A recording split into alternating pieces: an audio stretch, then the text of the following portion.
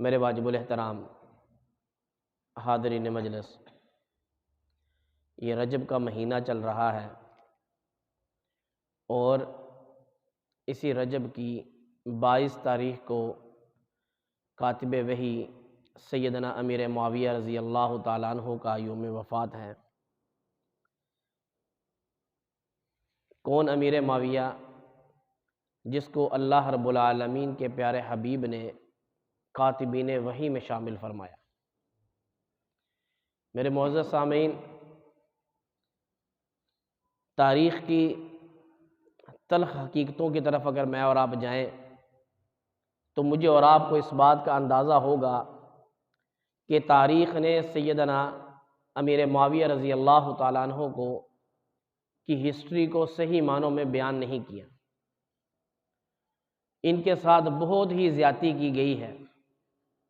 اس کی ایک بڑی وجہ تو یہ ہے کہ بنو امیہ کے خاندان میں سے یہ تھے۔ ایک سیدنا عثمان ابن عفان رضی اللہ تعالیٰ عنہ اور دوسرا سیدنا امیر معاویہ رضی اللہ تعالیٰ عنہ۔ اور جہاں تک خلفائے راشدین کا دور رہا ہے، سیدنا ابوبکر صدیق رضی اللہ تعالیٰ عنہ، سیدنا عمر بن خطاب رضی اللہ تعالیٰ عنہ، سیدنا عثمان ابن عفان رضی اللہ تعالیٰ عنہ اور سیدنا علی المرتضیٰ رضی اللہ تعالیٰ عنہ، ان چار کے ادوار کو ہم خلفائے راشدین کا ادوار شمار کرتے ہیں۔ واحد سیدنا امیر معاویہ رضی اللہ تعالیٰ عنہ وہ ذات ہیں جنہوں نے سیدنا عمر بن خطاب رضی اللہ تعالیٰ عنہ کے دور سے گورنری کے نظام کو سنبھالا، اور جس وقت سیدنا عثمان غنی رضی اللہ تعالیٰ عنہ کی شہادت ہوتی ہے، یہاں پر سیدنا عثمان غنی کی شہادت ہے اور وہاں پر سلطنت عثمانیہ مسلمانوں کی جو خلافت ہے جس کو سیدنا علی المرتضیٰ رضی اللہ تعالیٰ عنہ نے سنبھالا، وہ فوری طور پر اپنے آپ کو مستحکم نہیں کر سکے۔ اس وقت بہت سارے اختلافات پیدا ہو گئے، بہت سارے اندرونی مسائل پیدا ہو گئے، جن کی وجہ سے سیدنا علی المرتضیٰ رضی اللہ تعالیٰ عنہ کے دور خلافت میں کوئی فتوحات نہیں ہو سکی۔ کن کے دور میں؟ سیدنا علی المرتضیٰ رضی اللہ تعالیٰ عنہ کے دور میں کوئی فتوحات نہیں ہو سکی۔ جتنی بھی فتوحات پہلے چل رہی تھی وہ بھی رک گئی جہاں جہاں پر یہ معاملات چل رہے تھے، اور اس کے بعد جب سیدنا عثمان غنی رضی اللہ تعالیٰ عنہ کی وفات کے بعد سیدنا علی المرتضیٰ رضی اللہ تعالیٰ عنہ کا دور آیا اور اس کے اندر وہ مسائل پیدا ہوئے، تو اس سے آگے فتوحات نہیں چل سکی تھی۔ لیکن تاریخ اتنی غلط بیان کی جاتی ہے کہ ہم صرف سیدنا امیر معاویہ رضی اللہ تعالیٰ عنہ کو جنگ صفین اور جنگ جمل ان دو واقعات تک محدود کر دیتے ہیں۔ 19 سال کا ایک طویل عرصہ ہے کہ جو سیدنا عمر بن خطاب کے دور سے لے کر سیدنا علی المرتضیٰ رضی اللہ تعالیٰ عنہ کے دور تک سیدنا امیر معاویہ رضی اللہ تعالیٰ عنہ گورنر بن کر رہے۔ 19 سال کا یہ دور ہے، 5 مہینے، 6 مہینے، سال، 2 سال، 5 سال کی بات نہیں ہے۔ اور کتنے افسوس کی بات ہے کہ ان کے 19 سال کے اس دور کو صرف یہ بیان کیا جاتا ہے کہ جناب سیدنا امیر معاویہ کی حضرت علی کے ساتھ ایک لڑائی ہوئی تھی، ایک جنگ ہوئی تھی، تو لہذا یہ ان کا معاملہ ہے۔ میں پوچھنا چاہتا ہوں، کیا اس دوران سیدنا امیر معاویہ رضی اللہ تعالیٰ عنہ نے کوئی مساجد قائم نہیں کی ہوں گی؟ کیا اس دوران سیدنا امیر معاویہ رضی اللہ تعالیٰ عنہ کے ہاتھ پر کسی غیر مسلم نے کلمہ نہیں پڑھا ہوگا؟ کیا سیدنا امیر معاویہ رضی اللہ تعالیٰ عنہ نے اس 19 سال کے دور میں کوئی دین کا کام نہیں کیا ہوگا؟ کتنے افسوس کی بات ہے کہ تاریخ کو کس انداز میں مسخ کر کر بیان کیا جاتا ہے، اور وہاں پر سیدنا امیر معاویہ کی جو ہسٹری ہے، ان کے جو کارنامے ہیں، جو ان کی فتوحات ہیں، ان کو کبھی بھی بیان نہیں کیا جاتا۔ تو میرے معزز سامعین، سیدنا امیر معاویہ رضی اللہ تعالیٰ عنہ نبی مہربان علیہ السلام کے کاتبین وحی میں شامل ہیں۔ ٹوٹل 16 کاتبین وحی ہیں۔ کتنے؟ 16۔ اور ان 16 کے اندر 6واں نمبر سیدنا امیر معاویہ رضی اللہ تعالیٰ عنہ. اور کاتبین وحی بننا یہ کوئی میری اور آپ کی اپنی مرضی نہیں ہے.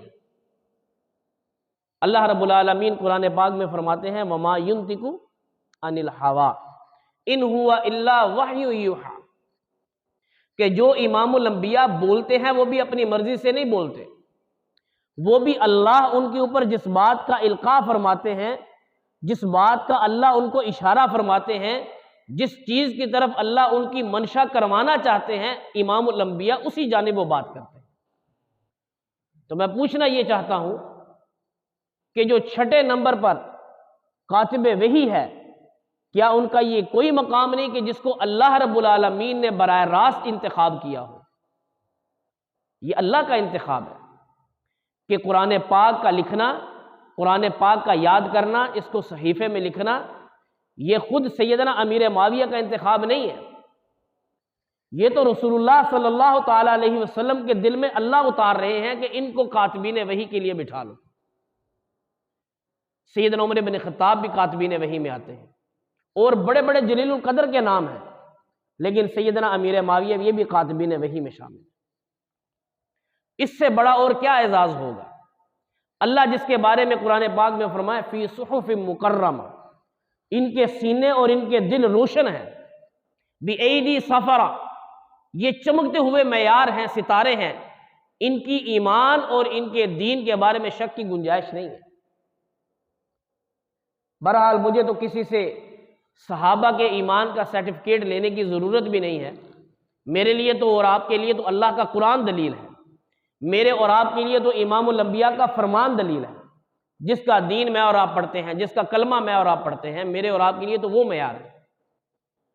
امام الانبیاء وجہ کائنات رحمت للعالمین پیغمبر، آج تک کسی صحابی رسول سے یہ بات ثابت نہیں ہو سکی کہ رسول اللہ نے اپنے وضو کے چھینٹے کسی صحابی رسول کے چہرے پہ مارے، اور وہ واحد صحابی رسول سیدنا امیر معاویہ ہیں.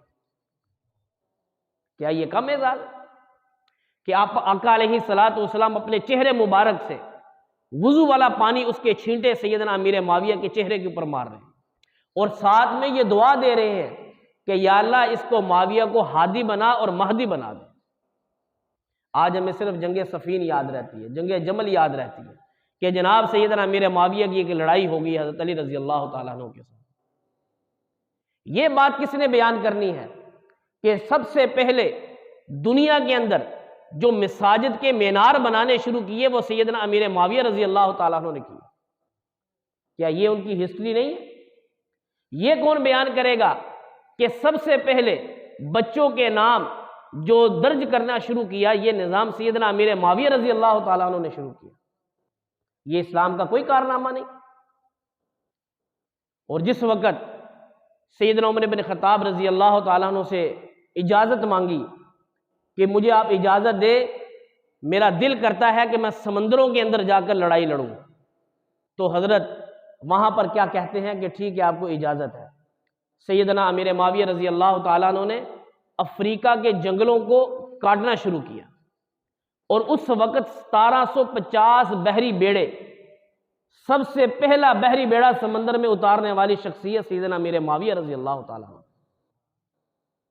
اور کہتے ہیں جناب ان کا اسلام کے لیے کوئی کارنامہ نہیں، اسلام کے لیے ان کی کوئی خدمات نہیں ہے.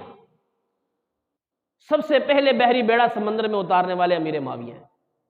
اور کیا کہا کہ مجھے رسول اللہ صلی اللہ تعالی علیہ وسلم کی وہ حدیث یاد آ گئی جس کے بارے میں فرمایا تھا جو سمندروں میں سب سے پہلے بحری بیڑا اتارے گا وہ جنتی ہو. اور امیر معاویہ اس لشکر کے امیر ہے، سپہ سالار ہیں. اور اس وقت کیا کیا کہ پورے اپنے علاقے سے حفاظ قرآن جو ہیں ان کو جمع کیا، اور 750 حافظ قرآن جو تھے ان میں سے 750 بیڑے ایک سائیڈ پہ نکالے، اور کہا کہ رسول اللہ صلی اللہ تعالی علیہ وسلم کی تعلیمات میں یہ بات شامل ہے کہ تلوار بعد میں اٹھانی ہے، پہلے ان کو جا کر دعوت دینی. تم ایک بیڑے کے اوپر 10 حافظ قرآن کو بٹھایا اور کہا کہ جاؤ تم ان کے جو جتنے بھی یہ علاقے ہیں ان علاقوں کے اندر چلے جاؤ، یہ جتنے بھی جزائر ہیں ان تمام جزیروں کے اندر اسلام کو پہنچانے والے سیدنا امیر معاویہ رضی اللہ تعالیٰ، 750 بیڑے اس میں سے سائڈ پہ کروائے، اور 1000 بیڑا جو تھا، 1750 تھے، 750 بیڑے سائڈ پہ کروائے اور ان کے اوپر حفاظ قرآن کو بٹھایا اور ان کو کہا کہ تم جزائر میں چلے جاؤ اور وہاں پر جا کر لوگوں کو دین کی دعوت دو، اور 1000 بیڑا لے کر خود میدان جہاد کے لیے نکل پڑے۔ اور اس وقت کا جو پاپ تھا اس نے کیا کہا تھا؟ اس نے اس وقت کے عیسائیوں کو جمع کیا اور عیسائیوں کو جمع کرنے کے بعد کہنے لگا ان کے محمد نے دین کو عرب کے اندر پھیلایا، ان کے عمر نے دین کو عجم کے اندر پھیلایا، اگر یہ بیڑا سمندر پار کر گیا تو یاد رکھنا ان کا معاویہ یورپ تک پہنچ جائے گا۔ آپ تاریخ اٹھا کر دیکھیں، یورپ تک دین پہنچانے والی شخصیت کون سی؟ وہ سیدنا امیر معاویہ رضی اللہ تعالی، یورپ تک دین انہوں نے پہنچایا، اور ان کے کلیساؤں کے اندر لا الہ الا اللہ کی آواز، اللہ کی آواز بلند کرنے والے سیدنا امیر معاویہ رضی اللہ تعالی۔ تو میرے معزز سامعین، آج ہماری تاریخ مسخ کر کے بیان کی جاتی، تاریخ کے اندر تلخی ہے، اور تاریخ کو صحیح معنوں میں بیان نہیں کیا جاتا، اور تاریخ کو ایسے تروڑ مروڑ کر پیش کیا جاتا ہے، کس لیے کہ خلفائے راشدین کے بعد سب سے لمبا 40 سے 43 45 سال تک کا لمبا طویل عرصہ سیدنا امیر معاویہ رضی اللہ تعالیٰ عنہ، 1000 سے زیادہ فتوحات ہیں سیدنا امیر معاویہ کی۔ کتنی؟ 1000 سے زیادہ، لیکن ان فتوحات کو بیان نہیں کیا جاتا۔ سیدنا امیر معاویہ نے ایسے ایسے علاقے فتح کیے اور وہاں پر بہت بہت بڑی بڑی مساجد کو قائم کیا، لیکن اس کو تاریخ میں بیان نہیں کیا جاتا۔ خلفائے راشدین کے بعد سب سے زیادہ قرآن پاک کو محفوظ کرنے کا کام، قرآن پاک کو ترویج دینے کا کام، قرآن پاک کو دوسرے علاقوں تک پہنچانے کا کام سب سے زیادہ سیدنا امیر معاویہ رضی اللہ تعالیٰ عنہ۔ کیا یہ ان کا کوئی کارنامہ نہیں؟ یہ اسلام کی ان کی بہت بڑی خدمت ہے خلفائے راشدین کے بعد، لیکن اس کو مسخ کر دیا گیا۔ تاریخ لکھنے والے، تاریخ کو بیان کرنے والے وہ لوگ اس انداز میں ہیں، اور افسوس ہوتا ہے مجھے اپنی اسلامی ریاست میں رہتے ہوئے۔ نام کیا ہے میٹر کی کتاب کا؟ اسلامی تاریخ، لیکن اس اسلامی تاریخ کے اندر میرے صحابہ کی تاریخ ہی نہیں ہے۔ نام اس کا کیا ہے؟ اسلامی تاریخ۔ میٹر کیا ہے؟ ایف اے ہے، بی اے ہے، یہ جتنی بھی اسلامی ان کی ہسٹریاں ہیں، اس کے اندر اگر واقعات دیکھے جائیں تو بہت تروڑ مروڑ کر صحابہ کے واقعات کو پیش کیا جاتا۔ کتنے افسوس کی بات۔ تو میرے معزز سامعین، سیدنا امیر معاویہ رضی اللہ تعالیٰ عنہ یہ وہ شخصیت ہیں، یہ وہ کردار ہیں جن کے بارے میں رسول اللہ صلی اللہ تعالیٰ علیہ وسلم نے فرمایا، اے معاویہ، جب وضو کے چھینٹے مار رہے تھے، معاویہ اللہ جب تمہیں حکومت دے تو تم انصاف کرنا۔ یہ بشارت کون دے رہے ہیں؟ بولو تو صحیح۔ یہ رسول اللہ صلی اللہ تعالیٰ علیہ وسلم بشارت دے رہے ہیں، اور کس وقت میں بشارت دے رہے ہیں؟ جس وقت سیدنا امیر معاویہ رسول اللہ کو وضو کروا رہے ہیں، اس وقت بشارت دے رہے ہیں کہ معاویہ جب اللہ تمہیں اقتدار دے گا، اللہ تمہیں اختیار دے گا تو تم لوگوں کے ساتھ انصاف کرنا۔ اور ایک اور حدیث میں کیا فرمایا کہ میرے صحابہ میں سب سے زیادہ سچا ابو بکر ہے، میرے صحابہ میں سب سے زیادہ انصاف کرنے والا عمر ہے، میرے صحابہ میں سب سے زیادہ حیا کرنے والا عثمان ہے، میرے صحابہ میں سب سے زیادہ شجاعت علی کے اندر ہے، اور میرے صحابہ میں سب سے زیادہ بردباری معاویہ کے اندر۔ یہ حدیث یاد کیوں نہیں آتی؟ یہ حدیث کس نے یاد کرنی ہے کہ رسول اللہ صلی اللہ تعالیٰ علیہ وسلم نے فرمایا کہ میرے صحابہ میں سب سے زیادہ بردبار معاویہ ہے، جس کو اللہ کے حبیب بشارت دے رہے ہیں، جن کے الفاظ اللہ کے حبیب اپنے زبان مبارک سے نکال رہے ہیں، تو کیا اس کے اوپر میری اور آپ کی تصدیق کی ضرورت ہے؟ میرے اور آپ کو اس کے اوپر بحث یا کوئی جرا کرنے کی گنجائش ہے اس کے اندر؟ امام الانبیاء وجہ کائنات رحمۃ اللہ عالمین پیغمبر تشریف فرماتے، ایک آدمی آئے اور آ کے کہنے لگا میں فلاں علاقے کا شہزادہ ہوں، تو میں آپ کے لیے کچھ گفٹ لے کر آیا ہوں، تحفے تحائف لے کر آیا ہوں، لیکن مسئلہ یہ ہے کہ جہاں آپ موجود ہیں یہاں سے 6 کلومیٹر کے فاصلے پہ میرے تحائف ہیں۔ اس وقت رسول اللہ کی خدمت میں امیر معاویہ بیٹھے ہوئے تھے۔ آقا علیہ الصلوۃ والسلام نے فرمایا معاویہ تم جاؤ اس کے ساتھ۔ حدیث مبارکہ کے الفاظ ہیں، سیدنا امیر معاویہ رضی اللہ تعالیٰ عنہ نے اپنے پاؤں میں جوتا بھی پہننا پسند نہیں کیا کہ کہیں امام الانبیاء کے حکم کی اتنی سی بھی تاخیر نہ ہو جائے۔ وہ بادشاہ شہزادہ نکلا، اپنے گھوڑے کے اوپر سوار ہوا، سیدنا امیر معاویہ اس کے ساتھ پیدل ہی چلنا شروع ہو گیا۔ اب تھوڑا جب دور گئے تو عرب کی صحرا، عرب کا تپتا صحرا، وہاں کی سورج اور وہاں کی گرمی، سیدنا امیر معاویہ کے پاؤں جلنے شروع ہوئے۔ شہزادے کو کہنے لگے تم مجھے اپنے گھوڑے پہ سوار کر لو۔ اس نے کہا تم کمی اور میں شہزادہ، میں تمہیں اپنے گھوڑے کے اوپر کیوں سوار کروں؟ فرمایا چلو ٹھیک ہے، چلو ایسا کرو تھوڑا اور چلے۔ تو کہنے لگے چلو ایسا کرو کہ تم تو گھوڑے پہ سوار ہو تو تم اپنا جوتا اتار کے مجھے دے دو، چلو جو میرے پاؤں جل رہے ہیں چلو میری بچت ہو جائے۔ پھر اس نے آگے سے یہی جواب دیا کہ تم کمی اور میں شہزادہ، میں تمہیں اپنا جوتا اتار کے کیوں دوں؟ غرضے کہ سیدنا امیر معاویہ اس کے ساتھ ایسے ہی گئے، اور جب واپس آئے تو رسول اللہ صلی اللہ تعالیٰ علیہ وسلم مسکرا رہے تھے۔ فرمایا معاویہ سناؤ کیا حالات ہیں؟ فرمایا فدا کا ابی و امی یا رسول اللہ، میرے ماں باپ آپ کے اوپر قربان، میرا خاندان آپ کے اوپر قربان، میری اولاد آپ کے اوپر قربان۔ آقا علیہ الصلوۃ والسلام نے فرمایا کچھ حالات سفر بیان کرو، کچھ بتاؤ تمہارے ساتھ کیا ہوا۔ سیدنا امیر معاویہ نے یہ سارا قصہ سنایا کہ مجھے اس نے جوتا نہیں دیا، میں نے اس کو کہا مجھے گھوڑے پہ بٹھاؤ، اس نے کہا تم کمی ہو، حالانکہ میں ابو سفیان کا بیٹا، لیکن یا رسول اللہ کلمہ پڑھا اس نے مجھے کمی کہہ دیا۔ رسول اللہ صلی اللہ تعالیٰ علیہ وسلم نے فرمایا معاویہ جو تمہارے ساتھ زیادتی کرے تم اس کے ساتھ احسان کر، جو تمہارے ساتھ، بولو تو صحیح اور بولو، جو تمہارے ساتھ زیادتی کرے معاویہ تم اس کے ساتھ احسان کرنا۔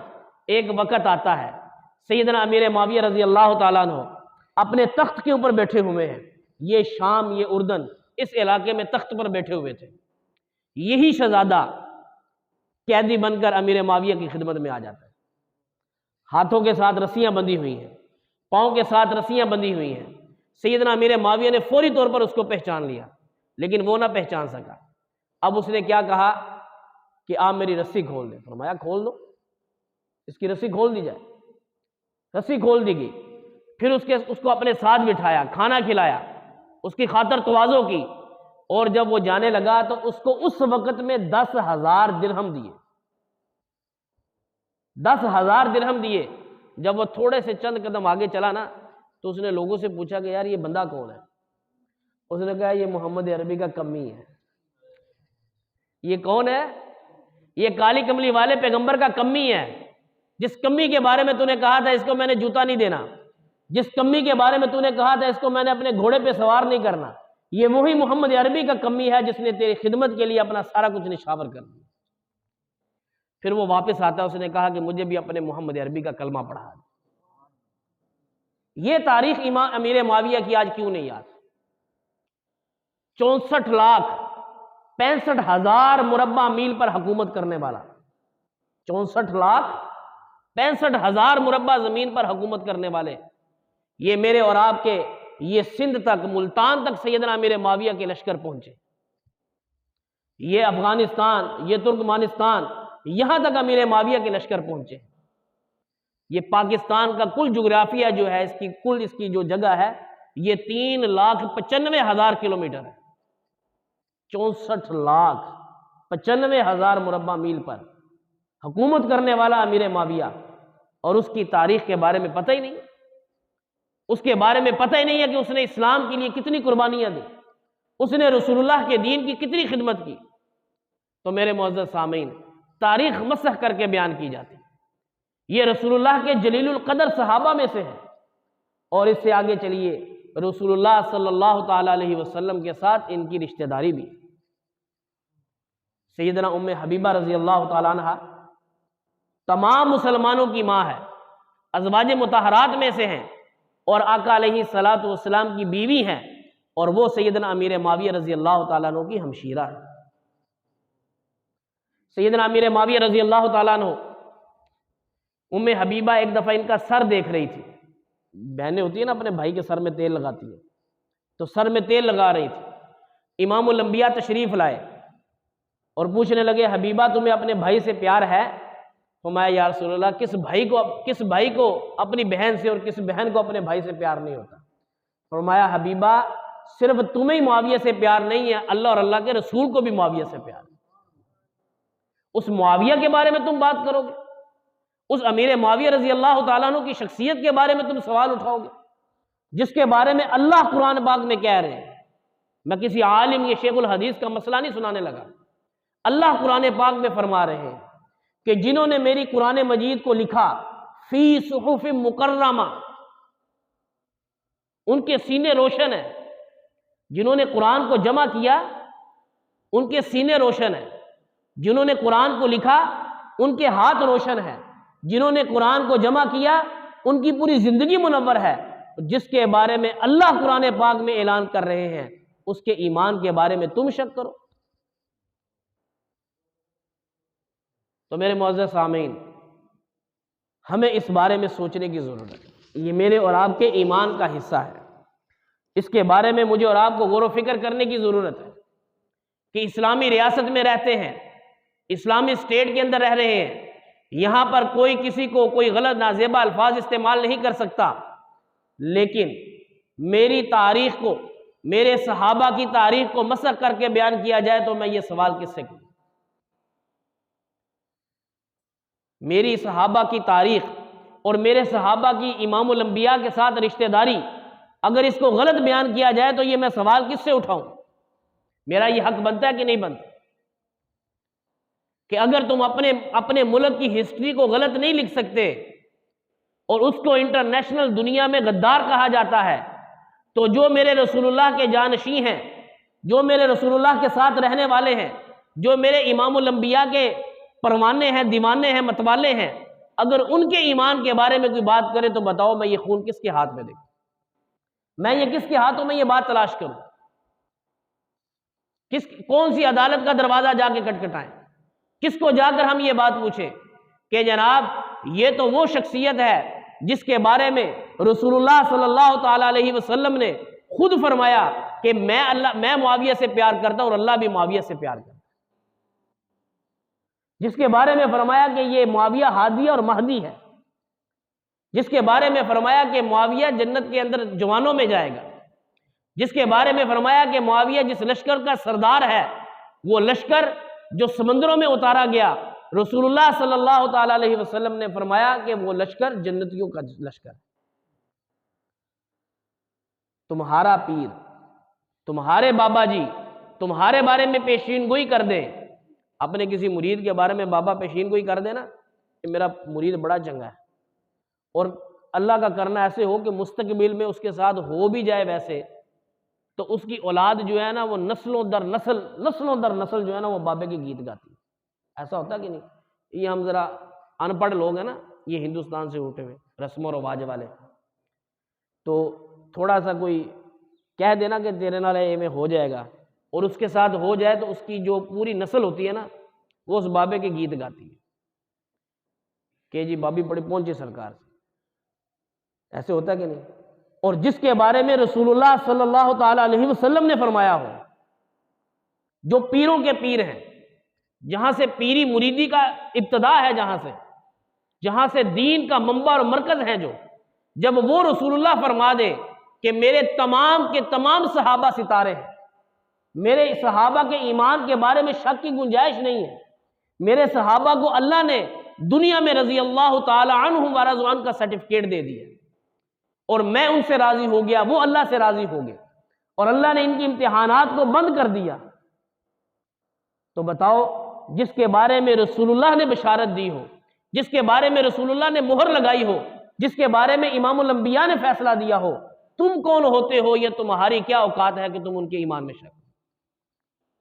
اور پھر 15ویں صدی میں اٹھ کر جس وقت تمہیں اپنی پاکی ناپاکی کا نہیں پتا، 6 پشتے پیچھے چلے جاؤ تو ہندو نکل آئیں گے، 10 پشتے پیچھے چلے جاؤ تو ہمیں شجرہ یاد نہیں کہ میرا باپ دادا کون تھا، اس کا پردادا کون تھا، اور تم بات کرو ان کے بارے میں جنہوں نے قرآن کو اپنے سینوں میں محفوظ کیا، تم بات کرو ان کے بارے میں جس کے سامنے اللہ کے حبیب موجود تھے، تم بات کرو ان کے بارے میں کہ جس کو رسول اللہ کے سامنے جبرائیل کو آتے دیکھا، جنہوں نے رسول اللہ کے سامنے اللہ کے حبیب کے معجزات کو دیکھا، اللہ کے حبیب کی کرامات کو دیکھا، اللہ کے حبیب کے سارے فضائل اور مناقب کو دیکھا، تم ان کے ایمان کے بارے میں شک کرتے۔ تو میرے معزز سامعین، یہ میرا اور آپ کا ایمانی فریضہ ہے، یہ کوئی جذبات نہیں ہے، یہ میرے اور آپ کے ایمان کا حق ہے۔ کاتبین وحی میں شامل ہونا، اگر کوئی کتاب کے مصنف کے بارے میں یا تصنیف کو جمع کرنے والے کے بارے میں شک کرے تو مطلب یہ ہے کہ اس کو کتاب کے اندر کتابچے میں لکھی ہوئی بات میں شک ہے۔ ایسے ہے کہ نہیں ہے؟ اگر کوئی کہہ دے کہ جناب مجھے اس لکھی ہوئی تحریر کے بارے میں شک ہے یا میں اس آدمی کے اوپر شک کرتا ہوں، اس کا مطلب یہ ہے کہ وہ در پردہ وہ ظاہری الفاظ میں بیان تو نہیں کر رہا، لیکن اس کا ما فی ضمیر یہ کہہ رہا ہے کہ اس کے اوپر اٹیک کرنے کا میرا مطلب یہ ہے کہ جو یہ اس نے بات لکھی ہے میں اس کی بات کو تسلیم نہیں کرتا۔ اور آپ تاریخ اٹھا کر دیکھ لیں، جن جن صحابہ کرام کے خلفائے راشدین کے ادوار کے بعد دین کی بہت لمبے لمبے کارنامے ہیں، آج تاریخ انہی کو مسخ کر کے بیان کرتی ہے، انہی کو مسخ کر کے بیان کرتی ہے، اور ان کے کارناموں کو بیان نہیں کیا جاتا۔ جیسے میں نے پہلے بھی عرض کیا، صرف یہاں بات ختم کر دی جاتی ہے، 45 سال کی ایک زندگی کا عرصہ، اور 2 جملوں میں ختم کر دیا جاتا ہے کہ جناب امیر معاویہ کی حضرت علی کے ساتھ لڑائی ہوئی تھی۔ تمہیں وہ یورپ کی لڑائیاں یاد کیوں نہیں؟ تمہیں وہ 100 فتوحات امیر معاویہ کے کیوں نہیں یاد؟ وہ تمہیں امیر معاویہ کے قرآن کا اتنا لمبا اس کی خدمت کرنا تمہیں کیوں نہیں یاد؟ تمہیں امیر معاویہ کی مساجد بنانی کیوں نہیں یاد؟ تمہیں امیر معاویہ کے بچوں کے نام رجسٹرڈ میں جمع کروانا کیوں نہیں یاد؟ یہ ساری چیزیں جو امیر معاویہ نے دین کے لیے خدمت کی ہے، آج تم کس انداز میں امیر معاویہ کے کارناموں کو فراموش کر رہے ہیں؟ یہ کتنی زیادتی ہے سیدنا امیر معاویہ رضی اللہ تعالیٰ عنہ کی ذات کے ساتھ۔ ان کی اسلام کے لیے کتنی قربانیاں ہیں، انہوں نے کتنی قربانیاں دی اسلام کے لیے، اور آگے سے ان کی تاریخ کو کس انداز میں مسخ کر کے بیان کیا جا رہا ہے۔ تو میرے معزز سامعین، آج کی ہماری ساری گفتگو کا خلاصہ حاصل بس یہی ہے کہ سیدنا امیر معاویہ رضی اللہ تعالیٰ عنہ 22 جمادی الثانی سیدنا امیر معاویہ رضی اللہ تعالیٰ عنہ کا یوم وفات ہے۔ اس دن میں وہ دنیا سے رخصت ہوئے، اور اس دن میں لوگ ان کے دنیا میں جانے کی خوشی میں کنڈے کرتے ہیں۔ وہ چھوٹی چھوٹی چیزیں جو ہے ٹھکریاں سی بنا کر اس کے اندر وہ جو ہے وہ کوئی مٹھائی میٹھی چیزیں جو ہے اس کو تقسیم کرتے ہیں، حالانکہ اس دن میں وہ نسبت کچھ اور کرتے ہیں جبکہ وہ غلط ہے۔ تو میرے معزز سامعین، میرا اور آپ کا ایمانی فریضہ ہے، ہم مسلمان ہیں، ہم تمام صحابہ کو ماننے والے ہیں، ہم امام الانبیاء کے جتنے بھی صحابہ ہیں ان کے گرویدہ ہیں، ہم ان کے نام لیما ہیں، ان کے لیے اپنی جان لٹانے کے لیے تیار ہیں، لیکن کوئی صحابہ کی شان میں گستاخی کرے، کوئی میرے امام الانبیاء کے صحابہ کے بارے میں برا بھلا کہے، تو یہ میرا اور آپ کا ایمانی فریضہ ہے کہ ہم اپنے ایمانی غیرت کا ثبوت دیں۔ سیدنا امیر معاویہ رضی اللہ تعالیٰ عنہ، ان کو تاریخ میں عجیب عجیب الفاظ میں پیش کیا جاتا ہے۔ ایسے ایسے لوگ ہیں کہ جو نعوذ باللہ ان کو کافر لکھتے ہیں، کافر تک لکھ دیتے ہیں۔ تمہیں کس نے اختیار دیا کہ جس کو رسول اللہ صلی اللہ تعالیٰ علیہ وسلم نے اپنی زبان مبارک سے جنتی ہونے کی بشارت دی، تم اس کے بارے میں کافر ہونے کا فتویٰ لکھو؟ میں یہ سوال کس سے اٹھاؤں کہ جناب یہ اس چیز کو آپ خود پرکھیں، آپ اس کو اپنی عدالت کے اندر پرکھیں، آپ اس کو اپنی پاکستان کی اسٹیٹ کی سالمیت کے حوالے سے پرکھیں، آپ اس کو پاکستان کی سلامتی کے حوالے سے پرکھیں۔ یہ پاکستان کے اندر وہ کون سے انتشار پھیلانے کی کوشش کی جا رہی ہے کہ جو ایمان کے معیار ہیں، جو دین کے معیار ہیں، جو قرآن کے معیار ہیں، جو رسول اللہ کے معیار ہیں، ان معیار کے بارے میں اگر تم نازیبا الفاظ استعمال کرو گے تو یاد رکھو پھر تم دین کے ڈھانچے کو منہدم کرنے کی کوشش کر رہے ہو، تم دین کے ڈھانچے کو چھیڑنے کی کوشش کر رہے ہو، تم قرآن پاک کو چھیڑنے کی کوشش کر رہے ہو، تم رسول اللہ کی تعلیمات کو چھیڑنے کی کوشش کر رہے ہو، تم پوری صحاح ستہ کو چھیڑنے کی کوشش کر رہے ہو۔ بہت ساری احادیث ہیں جو سیدنا امیر معاویہ سے مروی، بہت ساری احادیث ہیں جو سیدنا عمر بن خطاب سے مروی ہیں، لیکن اس کے اندر بھی شک ہے، اس کے اوپر بھی شک ہے۔ کیا وجہ ہے؟ کیا تاریخ دان، تاریخ لکھنے والے، ان کی تاریخ قرآن پاک سے زیادہ مضبوط ہے؟ ان کی تاریخ کے تو میرے قرآن کے آگے کوئی ویلیو ہی نہیں ہے، لیکن لکھنے والے، افسوس کہ جو ہمارے سکول کا نصاب لکھنے والے بھی ہیں، اس کے اندر اسلامی ہسٹری لکھنے والے بھی ہیں، ان کو نہ تو قرآن پاک میں سے کوئی بات ملتی ہے، نہ ان کو حدیث مبارکہ سے کوئی بات ملتی ہے۔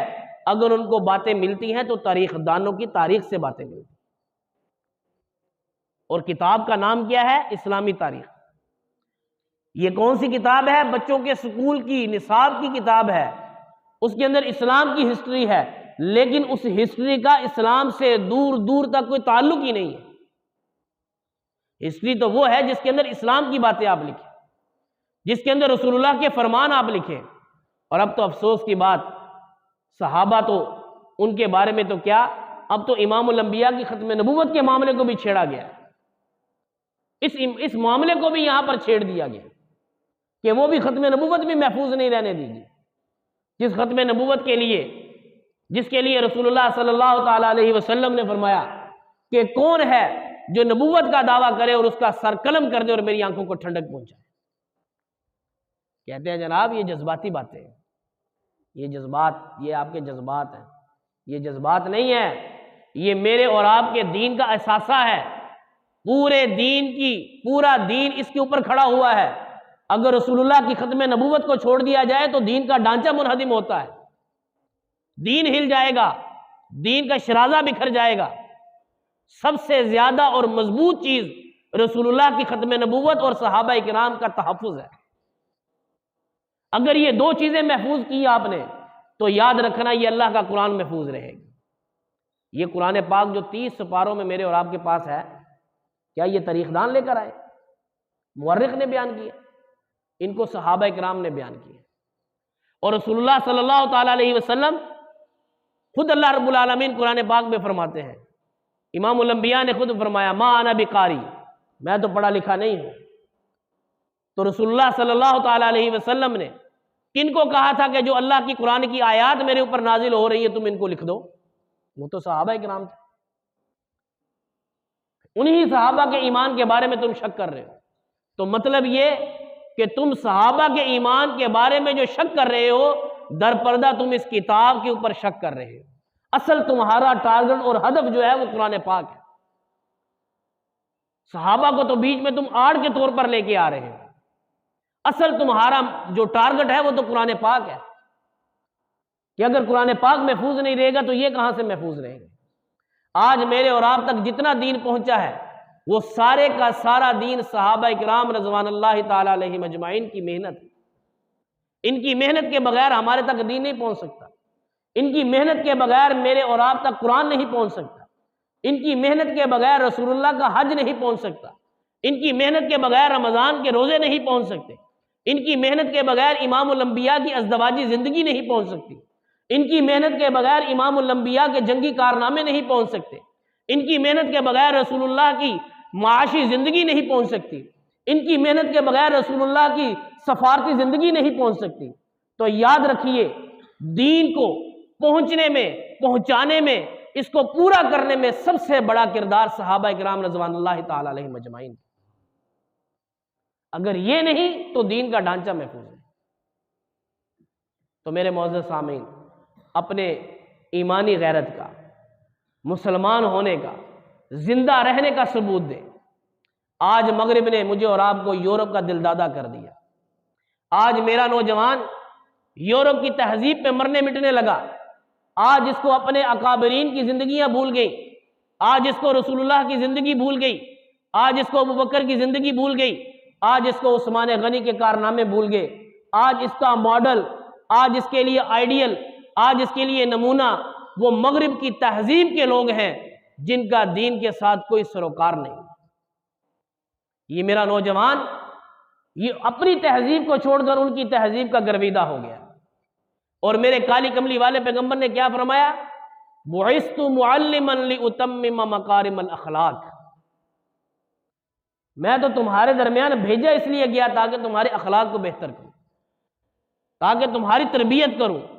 اور آج ہماری تربیت بجائے یہ کہ ہم قرآن اور حدیث سے لیتے، رسول اللہ کی زندگی سے لیتے، آج میرا بچہ، آج میرا بھائی، آج میرا بزرگ، آج میرا نوجوان وہ صبح دوپہر شام مغرب کی تہذیب کا گرویدہ ہوا ہے، ان کی طرف جا رہا ہے۔